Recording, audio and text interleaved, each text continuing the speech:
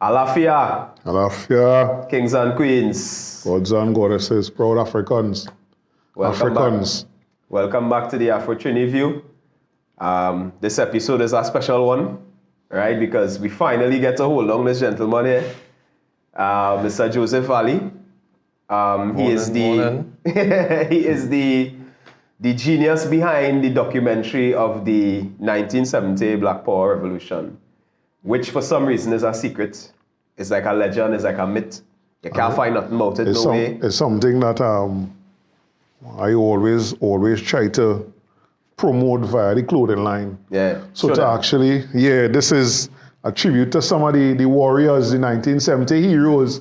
You know, Makandal, Daga, Kafa Kambon, right. Weeks, Sweet, Nunez, Musa, Spirta, Springer, you know, and this is one of about 3 or 4 pieces that I did call 1970 Never Forget. Never Forget. So to meet somebody that actually went and do the work, historical research, and compile a documentary is an honor. So tell us about yourself. Yeah, something about me. First, I'm a secondary school teacher, dean, discipline, academic studies.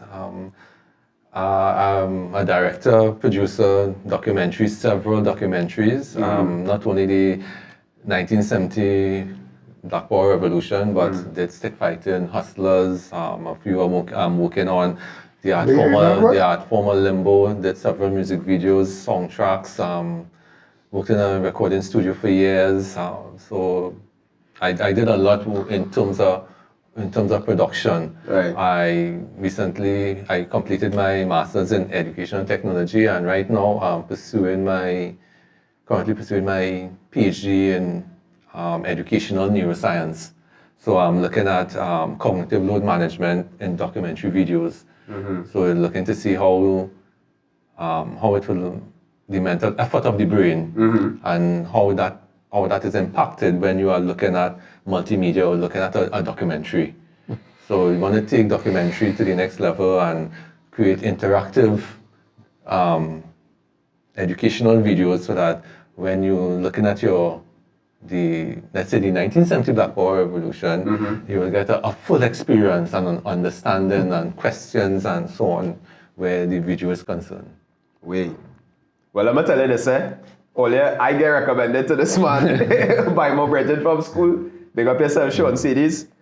And I never really realized all of what you know today. So you cannot even speechless. Yeah, it's real news. How it is, and you know. So that means we can't do one episode. Nah, you got to bring it back. Especially when you talk about stick fighting. And so what I want to know is, I just like to think that I well connected when it comes to historical and cultural things going on in the country, right? Right. But you talking about you do a documentary, right? On stick fighting. Yeah. And you never meet him. I never even hear. That went to festivals all over the world. It was in San Diego. But that brings me back to something real important in Trinidad, culture. And it's part of our culture that we have to eradicate. We don't support we own in no way, form, or fashion. Yeah. The idea that is only when something get big, then we appreciate support it. Is very, very true. Or if you do great things and then you're dead, then they call up your name and all kind of thing, because obviously based on some of the things you just said about what you just do, you put a lot of time and effort into making a quality product. You say it has been to international film festivals. It got nominated for Best International Documentary, the stick fighting. Come on. The Black Power Revolution went to a few festivals. So you see why I don't partake in local TV? Locally? That's why I don't even watch local TV and listen to local radio. Because it's the same thing with the music. We have a lot of music making here, but it's only one type of music getting airplay. And that type of music can bring in nothing positive to the table.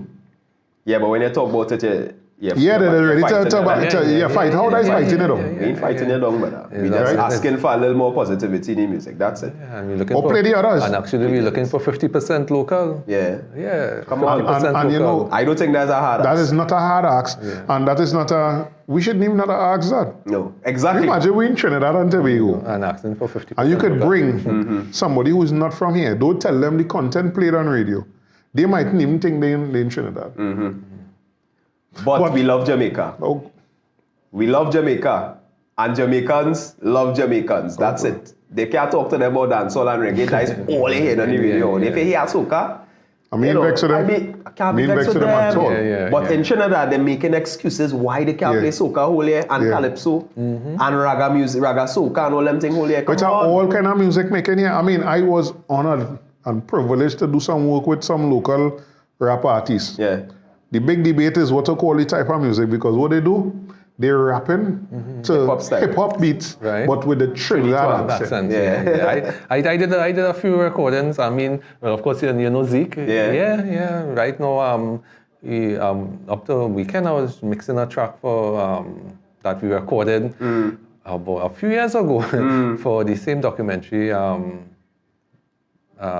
The art form of limbo. Right. So although it's a rap, but it have a Trini Yeah. flavor, Flavor to it. Trini style kind of thing.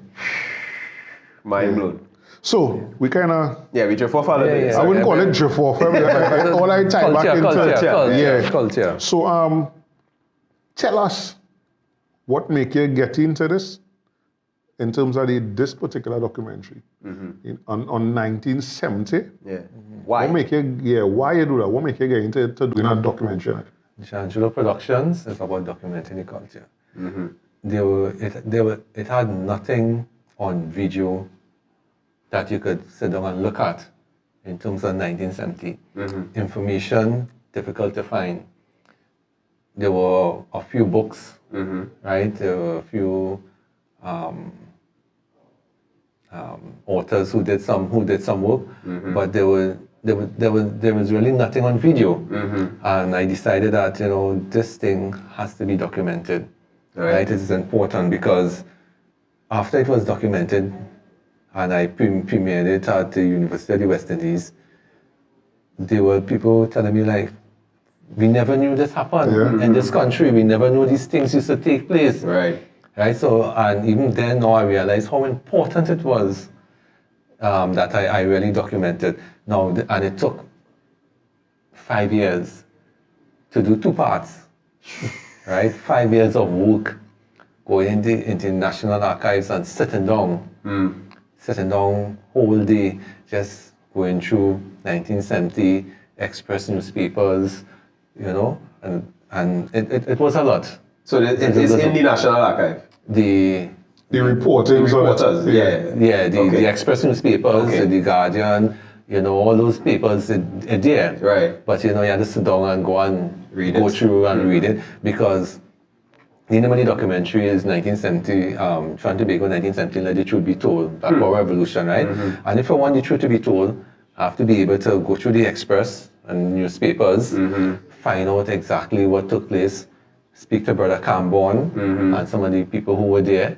So you're trying to get your facts and compare it and make sure so that when you look at it and you say, right, authentic. You cross your T's, you dot your I's. Yeah, even this gentleman, Teddy Belgrave, right? He was in Canada at university at the time, where they had the situation there. And I had one error in my documentary before I premiered it, of course, and I showed it to him, and he said, that is an error there. So is the case, so is the case. Correct. And I changed it because, before you premiere, you're showing it to some of these people. Right, to get some And feedback. although you did all your research and have newspaper articles, and sometimes the newspaper, they make errors. Sometimes. They make errors. So when you start to get your first-hand information and gentlemen saying, well, I was there, and this is what happened, and these are the people who were there that night, and I was now coming from practice when I heard so-and-so was taking place, and I went straight to the dorms, and right? That's a different I know history a little there, but No, we straight at all. I'm not sure. I part of it because a conversation Karen and I have been having since we started to do this series on 1970, interview people. We had Sister Zakia Wadada, who is the new head of the Emancipation Support Committee. We even had an elder who was around at the time and things. Right. The prevailing thought sometimes is when we talk to people or people give us feedback on watching it, I never know this happen. Yeah. Because, and again, we talk about this in other episodes, you can't go in the school books and find it. Right. But you're still teaching me about Columbus. You can't go in the school books and find it, but we still only learning that we were slaves. There's a time when we stand up and we revolted for our rights, right? But we can't find that in the school system. Because they don't want a repeat of it, you see. Right? But Well, if you don't want to repeat it, you change how you're acting. Well, the thing about it, I mean, look like right now we're going through a technological revolution. Right?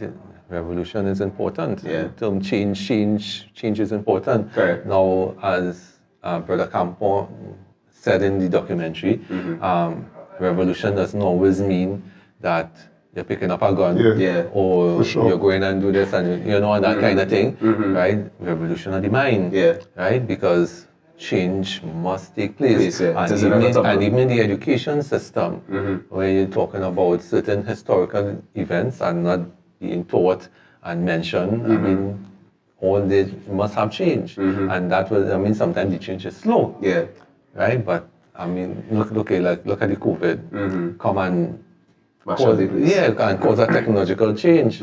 Before, if you would tell people online classes and you're doing this, I say, no, we want face-to-face, But look at that, everybody online right now. Correct. Even networking, even socializing and things is totally online. So it's a whole education and renewing of the mind and getting the people to think a certain way and to approach things in a certain way so that it could bring about a change, right? It could bring about a change, but as you say, sometimes certain things are not taught or we don't educate people a certain way because they prefer you to be that way so that you can be controlled. Yes. Right? Correct. It's all about control. Correct. Right? If I have a people that I could control, then it's easy to lead. To lead, correct. Keep them divided. So, with that last mindset there, right? Because it have a lot of issues, a lot of the discussion relating to 1970 and what led up to it that we don't want to have as a country on the whole, and even worse as the African community, right? One of the things I just look at with 1970 is that 1970 was just 8 years. 8 years after we supposedly gained independence or was given independence. Because I don't think we ever struggled for any type of independence in Trinidad and Tobago. We get you. Right. As a result of what was going on. Right. But this happened just 8 years after where, I mean, most of us can fathom not being able to get a job in our bank because I hear you, yes. I was like, oh, Right up there, They're trimming me, they're trimming me, And I have heard people said that was done physically. Yes. Yeah.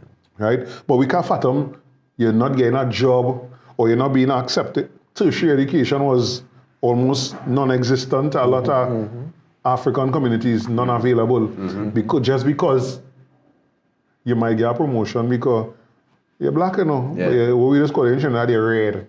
And you're willing to have a bald head and that kind of thing. Most of us today can't fathom that, right? But this was happening still just 8 years after independence when we was voting, right? And I often question the governance at the time supporting, because I sit down and talk with people who was drivers for people like Macandal Daga. Right? And if they didn't preface the conversation, or if I didn't know we was talking about a political meeting about the betterment and for the betterment of black people, I would say something in drugs. What are you telling me? He's a driver. The meeting starting 10, 11 o'clock in the night in a hole. And the car to stay running. They had to have a plan and they come from so people run something. Right? If somebody telling you that story without telling you this was men putting their lives on the line working for the betterment of black people, you just say some kind of drugs or kind of that kind of meeting that they're having. Why was the government at the time so against it? Stick up in. Yeah, we're taking a break and we'll be back. We'll be back.